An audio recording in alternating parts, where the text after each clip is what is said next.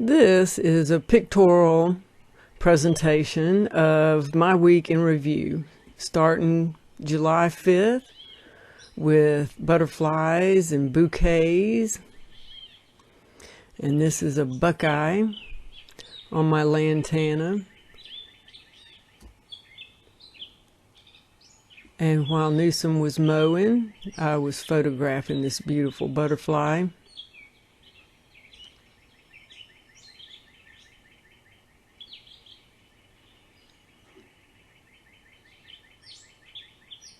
That's in my big backyard. And Bug Guide identified this cricket for me as a bush cricket. And there's my butterfly weed and coneflowers and another cricket. And they make a lot of noise this time of year.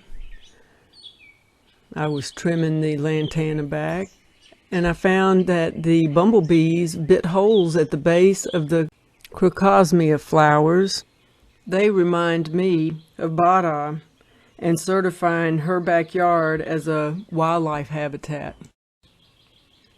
And there's a dayflower, and that one has a leafhopper on it. And there's the deer coming across our big backyard, checking out all the smells, I'm sure, and then exiting towards Joey's yard. And that was her last night, back again. She was checking out the 4 o'clock, which is deer resistant, as is the anise and the mahonia underneath the poplar tree. She was headed towards the Hyatt House's big backyard, which has the most majestic black walnut tree I've ever stood underneath.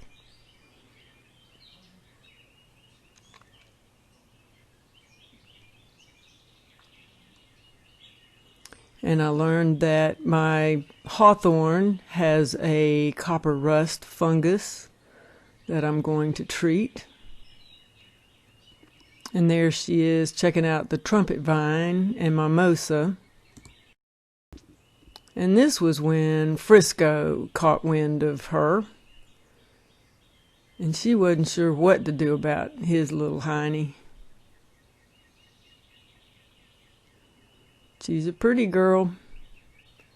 And there's the anise back there, and the iliactus and elderberry and an oak tree, and my wildflower oasis.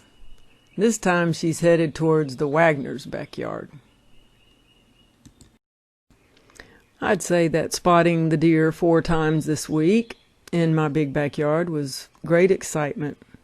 And here's a new plant called curcuma ginger and food, summer fair. And there's a watercolor view from the back. Ice cream on pumpkin custard, elderberries, salmon for dinner, gazpacho for lunch, and gelbwurst for a midday snack. A tiger bee fly of the genus Xenox, a horsefly stuck in the garage, and my sand collection, granola, and flowers from Home Depot. They had all kinds of insects pollinating them, even in the big parking lot. And the hibiscus plants were gorgeous, but I didn't buy one of those.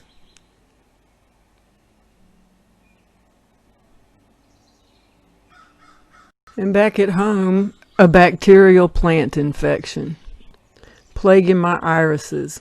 An ivory-marked beetle got stuck in the kitchen window. Bug Guide identified. Mickey's canna lily. Bada's 4 o'clock. And I learned a great deal this week about plant hoppers, leaf hoppers, and tree hoppers. According to my research, leaf hoppers have tiny antennas. And this is a plant hopper. Their wings are held tent-like over their body, and you can't see any antennas. Acanalonia conica, and that's the nymph. And that's the adult. And there's a bunch of them on my parsley. After visiting the Cook family farm, we had a little bit of excitement and had to do a rescue. I climbed the tree barefooted, then Newsom handed me the chick and I got it back in the nest. Both parents were greatly relieved. Here's an orchard spider and a painted lady on the beautiful Mexican sunflowers that I started last year and came back from seed this year. I'm hoping to get all kinds of beautiful butterflies this summer. Here's a white leafhopper nymph and layers of sand. There's a spread-winged skipper. It liked the sunflowers and the lantana. And there was a spider on the underside of my chair, and a sunflower, and a tufted titmouse. A two-lined spittlebug posed for me. It was a week full of water bear wonderment.